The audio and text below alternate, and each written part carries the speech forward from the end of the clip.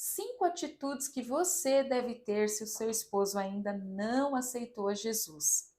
A primeira delas é não tentar convencê-los através das suas experiências espirituais. As suas experiências espirituais são suas e não dele. Não tente levá-lo aonde o Espírito Santo ainda não levou. A segunda coisa que você deve fazer é se lembrar que o maior ministério seu é a tua casa. Lá em 1 Timóteo, capítulo 5, verso 8, diz que aquele que não cuida dos seus negou a fé. Então não caia na tentação de fazer a obra de Deus lá fora, tendo conflito dentro da tua casa. Você precisa respeitar os limites do seu esposo não cristão. Então, se ele não concordar com aquilo que você vai fazer na obra de Deus lá fora, não faça. Deus não vai receber algo que foi gerado debaixo de briga, de conflito e de discussão. Isso é engano. Então, se você tiver que brigar com seu marido para fazer a obra de Deus lá fora, você está debaixo de engano. Deus jamais vai quebrar esse princípio. A segunda coisa que você deve fazer é se lembrar que o seu maior ministério é a sua casa, é a sua família. Quando você está cuidando da sua casa, quando você está cuidando do seu esposo, você está agradando o coração de Deus, porque a família é tudo que você pode contribuir para a igreja do Senhor na terra. O centro da igreja começa na nossa casa, começa na nossa família. Então não caia nessa tentação. Fique firme lá esperando esse momento de conversão dele chegar.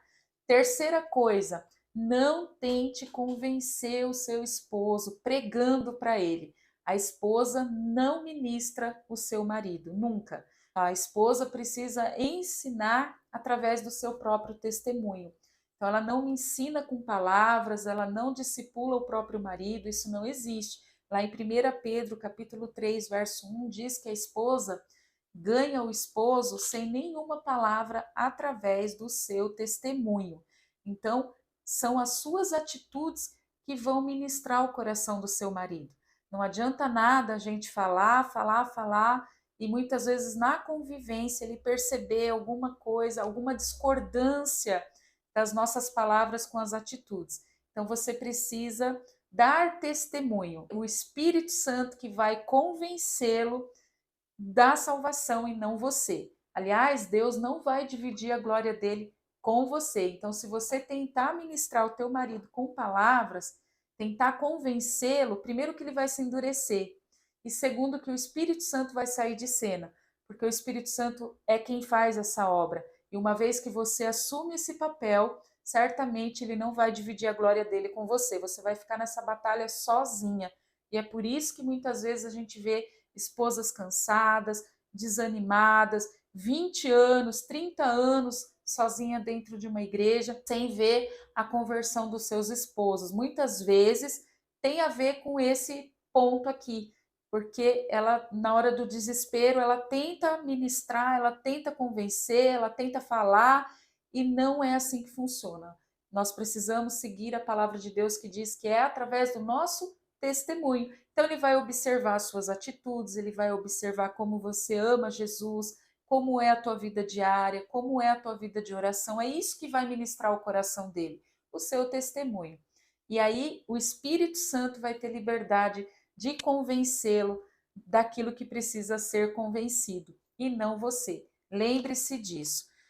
Outra coisa que você precisa se lembrar é que todas as suas questões espirituais você precisa levar para o Senhor e não para o seu esposo, porque ele não tem a mesma visão espiritual que você. Então não adianta tentar compartilhar com ele situações que você teve ou vivenciou lá no culto, nas vigílias, nos seus momentos de orações, muitas coisas ele não vai entender. E isso também muitas vezes prejudica o convencimento do Espírito Santo na vida dele. Então, segura um pouquinho para você compartilhar lá na frente, porque vai chegar esse momento. Aguarde no Senhor, leve tudo diante de Deus, tudo que você precisa falar, fale para o Senhor, converse com o Senhor, porque vai chegar um momento em que você vai ter essa liberdade espiritual de se abrir com seu marido e ele compreender aquilo que você está falando. A gente observa muitos conflitos dentro do casamento por conta dessas questões que precisam ser observadas para que o Espírito Santo tenha total liberdade de agir. Quinta coisa, nunca fale mal de escândalos, de coisas que aconteceram, nunca fale mal de pessoas, nunca fale mal da igreja, não chegue em casa comentando o pecado de outra pessoa, não comente com seu marido essas coisas. O mundo já faz isso. Já tem muitas pessoas propagando escândalos lá fora, então você precisa vigiar dentro da sua casa para não compactuar com essas questões. Você não pode compartilhar isso com o seu esposo, porque isso só vai afastar ainda mais ele da casa do Senhor. Então, aguenta mais um pouco, leva tudo diante do Senhor e vai chegar o momento de você viver essa plenitude dentro do seu casamento. Respeite o momento dele, o limite dele, convide ele para ir à igreja de tempo em tempo. Quando ele fala não, não insista. Quando ele for junto, haja naturalmente. Amém? Então, se você está vendo esse vídeo, certamente você está passando por essa situação. Eu quero te dizer que a oração é uma chave poderosa nesse processo de salvação do teu esposo. Tudo aquilo que te incomoda, você pode levar diante do Senhor e esperar o Espírito Santo de Deus agir para que Deus traga revelação ao coração do seu esposo, e só o Espírito Santo de Deus é quem pode fazer essa obra. O seu papel é interceder, é dar testemunho e fazer a obra de Deus primeiro dentro da sua casa. E tudo que você for fazer lá fora, se ele te abençoar e a sua casa estiver bem, não tem problema algum. Vá sempre debaixo da bênção dele. Mas se ele falar assim, hoje não vai não, queria ficar com você aqui, recue um pouco, porque você precisa, nesse momento, estar ao lado do seu esposo e não deixá-lo sozinho. Eu já vi casos, por exemplo, em que o marido ia pular carnaval e a esposa ficou em dúvida o que fazer, porque ele queria que ela fosse junto e ela precisou ir, estar ao lado dele ali naquele momento, para que ele não fosse exposto a tentações, mas ela disse para ele, eu vou porque eu te amo, porque eu quero estar do teu lado, porque eu gosto da tua companhia, mas você sabe que eu não compactuo com o carnaval. Eu vou por você. E isso é uma atitude sábia, porque se ela não vai, ela deixa o marido ir, ela não tem como impedi-lo de ir, e ele fica exposto à tentação, o que eu também já vi inúmeras vezes acontecer, da esposa perder o marido por não acompanhá-lo em algumas situações. Aí você pode me perguntar, Deus não cuida? Sim, Deus cuida, mas Deus não vai fazer o papel que é seu, de estar ao lado dele com sabedoria, de estar ao lado dele falando a verdade, mas assim, de uma forma graciosa, de uma forma sábia, né? Olha, eu vou com você não porque eu gosto, você sabe que eu não compactuo, mas eu vou porque eu gosto da sua companhia e eu quero estar do seu lado. Isso é agradável aos olhos do Senhor, ainda que aquele ambiente não seja bom, mas você vai estar preservando a tua casa, você vai estar preservando o teu leito, você vai estar preservando o seu relacionamento conjugal. E eu tenho certeza que será mais um testemunho para a glória de Deus, porque logo você vai estar com ele na casa do Senhor. E para encerrar, eu quero contar um testemunho para você de uma irmã que o marido bebia muito, muito, muito, odiava que ela fosse à igreja. E aí um dia ela decidiu parar de ir, né? E ela falou: Senhor, eu vou parar porque eu quero que ele seja alcançado.